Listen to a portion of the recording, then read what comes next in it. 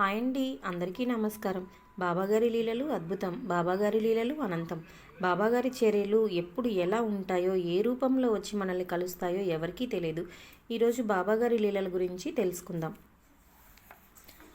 షిరిడీలో ఒకనాటి మధ్యాహ్నం తార్కాండు వడ్డన చేస్తుంటే ఆకలిగొన్న కుక్క ఒకటి వచ్చి జాలిగా చూసింది.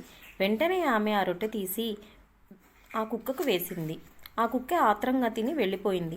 నాటి సాయంత్రం మసీదులో సాయి ఆమెతో, తల్లి, నీవు పెట్టిన రొట్టెతో నా ఆకలి ప్రాణాలు కుదుటపడ్డాయి అన్నారు.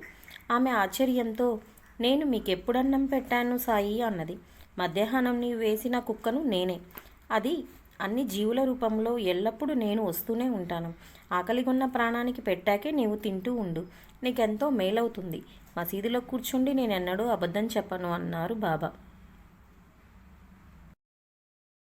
బాబాగారి మరొక లీల చూద్దాము. ఉబ్బసంతో బాధ భరించలేక హంసరాజు సతీ సమేతంగా షిరిడీలో కొద్ది కాలం ఉన్నాడు. బాబా కృప వలన వ్యాధి తగ్గింది. కానీ సాయి అతడిని పుల్ల పెరుగు తినవద్దని చెప్పారు. కానీ అతడు మూర్ఖించి భార్య చేత రోజూ పాలు తోడు పెట్టించేవాడు. ఆ విషయం బాబాకి చెప్పనివ్వలేదు. అదేమి చిత్రమో కానీ రోజు వాళ్ళు ఇద్దరు హారతికి వెళ్ళి వచ్చేలోగా ఒక పిల్లి వచ్చి ఆ పెరుగు తాగిపోయేది. ఒకరోజు అతడు కోపంతో హారతికి కూడా వెళ్ళక పొంచి ఉండి పిల్లి వచ్చి పెరుగు తాకగానే కర్రతో కొడితే పారిపోయింది.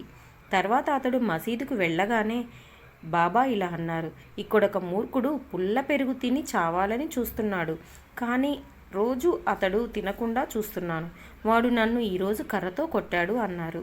సాయి ఒక వంక భక్తులను రక్షిస్తూ మరొక వంక వారి తిట్లు, దెబ్బలు భరించవలసి వస్తుంది.